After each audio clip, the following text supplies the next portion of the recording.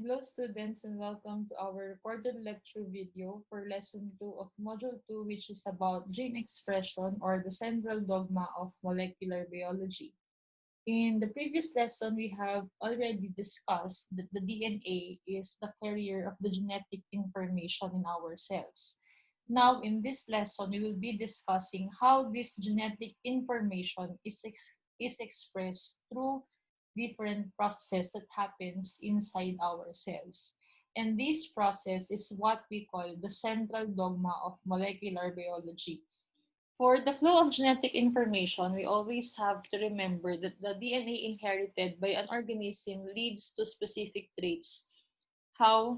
By dictating the synthesis of proteins. So, for the information to be expressed, or for the information dictated by the DNA to be expressed, it needs to be translated into proteins. That's why proteins are the links between the genotype and the phenotype. Remember that the genotype is the genetic makeup of the organism, while the phenotype is the observable characteristic in an organism.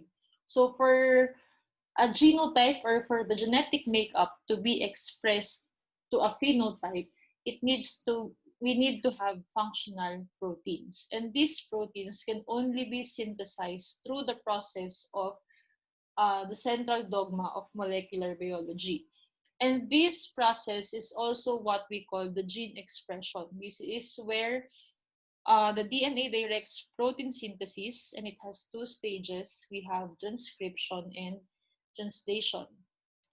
So just a brief background or the basic principles of the transcription and translation. RNA will serve as a bridge between the genes and the proteins which they code. So if you remember the flow of genetic information from DNA, it is transcribed into RNA, particularly messenger RNA, and then this messenger RNA will be translated into proteins. And again, that's how we express the information dictated by our DNA. And for the transcription, this is the process wherein the RNA is synthesized using the information in the DNA. And through this process, the messenger RNA is produced. Aside from that, after transcribing the message of the DNA to mRNA, this messenger RNA will be translated into proteins through the process of translation. The site for protein synthesis, or the site for the translation, is the ribosomes. So where do these processes happen? In prokaryotes, since they don't have membrane-bounded organelles, transcription and translation happens in the cytoplasm of the prokaryotes. While in eukaryotes, since we have membrane-bounded organelles, transcription happens inside the nucleus, and then mRNA goes out of the nucleus to reach the site of protein synthesis, which are the ribosomes, and it happens in the cytoplasm. So in eukaryotes, transcription happens in the nucleus, while translation happens in the cytoplasm. And then in prokaryotes, transcription and translation happens in the cytoplasm of the prokaryotic cell. This is just an overview of the flow of genetic information. We have DNA, which will be transcribed into mRNA, the messenger RNA, and this messenger RNA will be translated into proteins. So let's go now to the first phase of the gene expression, which is transcription. So in transcription, we also have different enzymes or different substances that play a role in synthesizing the messenger RNA. If in DNA replication, we have DNA polymerase, which adds nucleotides to the growing strand, in transcription, we have the enzyme RNA polymerase, which pries the DNA strands apart and joins together the RNA nucleotides. The RNA which is synthesized by the RNA polymerase is complementary to the DNA template strand. And unlike the DNA polymerase, the RNA polymerase doesn't need any primer to start the transcription process. So if you may recall from the previous discussion, DNA polymerase needs a primer to start DNA replication, while RNA polymerase doesn't need any primer to start the transcription process. Aside from that, it also follows the same base pairing rules as DNA. However, instead of using thymine, you should use uracil in transcription. Since the nitrogen bases of RNA, we have adenine, guanine, cytosine, and uracil. And then we have three stages of transcription. We have initiation, elongation, and termination. In the initiation stage of transcription, how does RNA polymerase know where to start the transcription? There is a region which we call promoters, which signal the transcription starting point. And for the RNA polymerase to bind to this promoter region, it needs the transcription factors to allow it to bind to those regions, and it will initiate the transcription. So when transcription factors bind the RNA polymerase to the promoter region, we call this the transcription initiation complex. Again, the transcription initiation complex is the combination or the assembly of the transcription factors, RNA polymerase 2, and the promoter region. Aside from that, the DNA sequence where RNA polymerase attaches is what we call the promoter again. And in bacterial cells, the sequence signaling the end of transcription is what we call a terminator region. So promoter will be the starting point of the transcription, while terminator in bacterial cells will be the end of transcription. And the stretch of the DNA, which is transcribed, is what we call transcription unit, because not all of the DNA sequences or the DNA segments will be transcribed. There is only a chosen portion of the DNA which should be transcribed. It is what we call transcription unit. So here is just an illustration on how transcription is initiated. So we have here the promoter, and then in the promoter, which is just the starting point of transcription, it is where RNA polymerase will bind through the help of transcription factors. And this RNA polymerase will unwind the double-stranded DNA, and it will begin the process of transcription. So this is just another stage, which is elongation and termination, which we will be discussing shortly.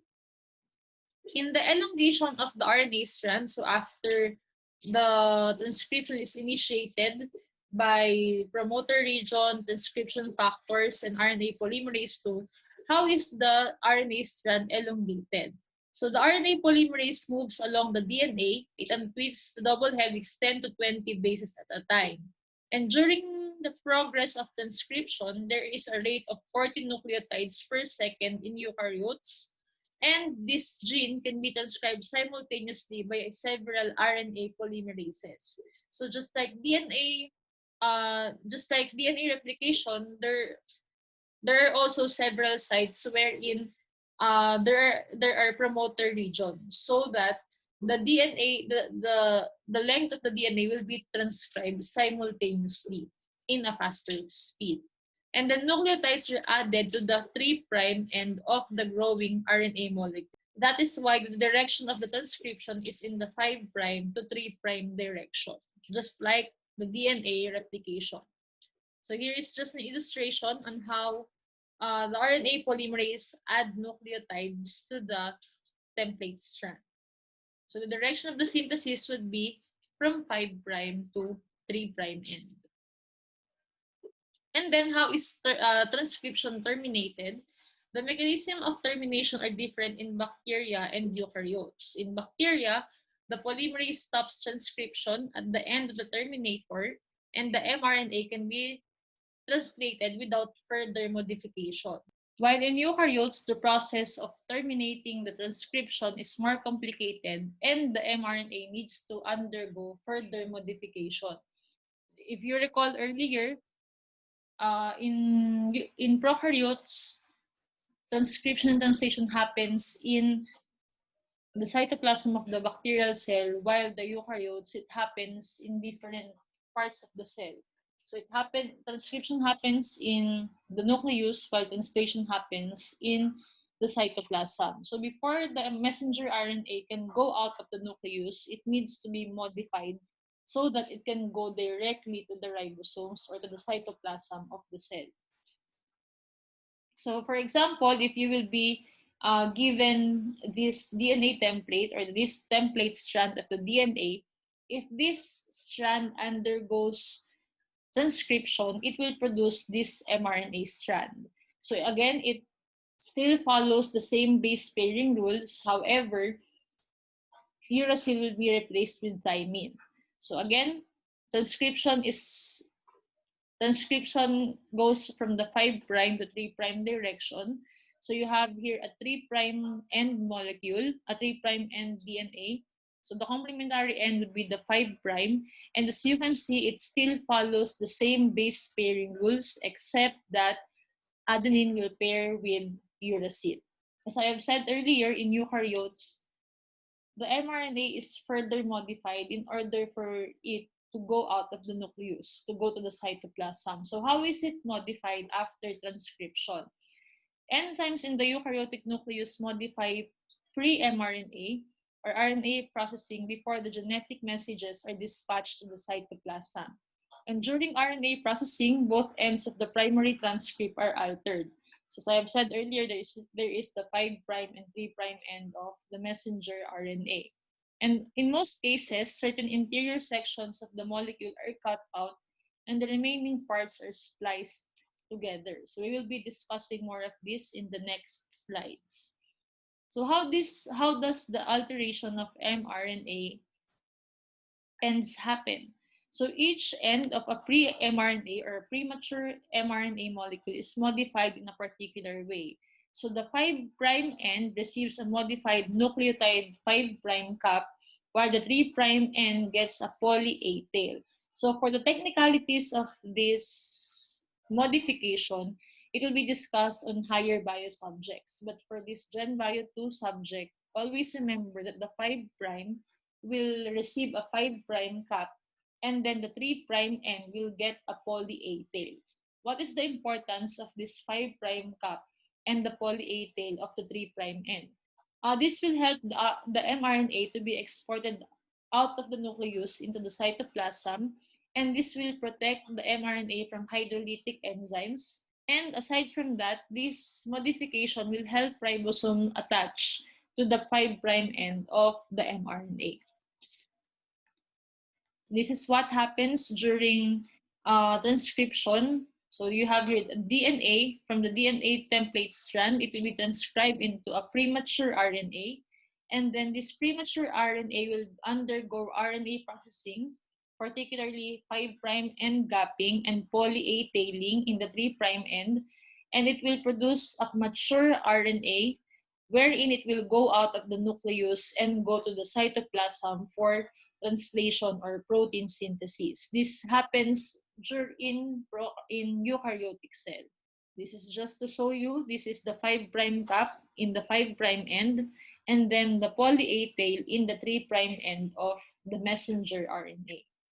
Aside from the 5' capping and the poly A tailing, there is also what we call RNA splicing. There are some regions in the eukaryotic genes that we call them noncoding strands or noncoding stretches of nucleotides. So these noncoding regions are still important, but it doesn't really help or it doesn't really code for protein synthesis. It doesn't give any instruction for protein synthesis. So for these non-coding strands, we call them introns. And for the coding regions which direct the protein synthesis, we call them exons. Aside from that, there is the process of RNA splicing where these non-coding regions are removed from the mRNA strand and the exons will be joined together. So here's an illustration wherein we have here the introns. Again, these are the non-coding regions of the messenger RNA. They will be spliced or they will be cut from the sequence, and only the exons, which are the coding regions, will be remaining in the RNA strand. And the process of RNA splicing is controlled or is facilitated by an enzyme which we call spliceosomes. So these spliceosomes consist of a variety of proteins and several small RNAs that recognize the splice sites. And the RNA of the spliceosome also catalyzes the splicing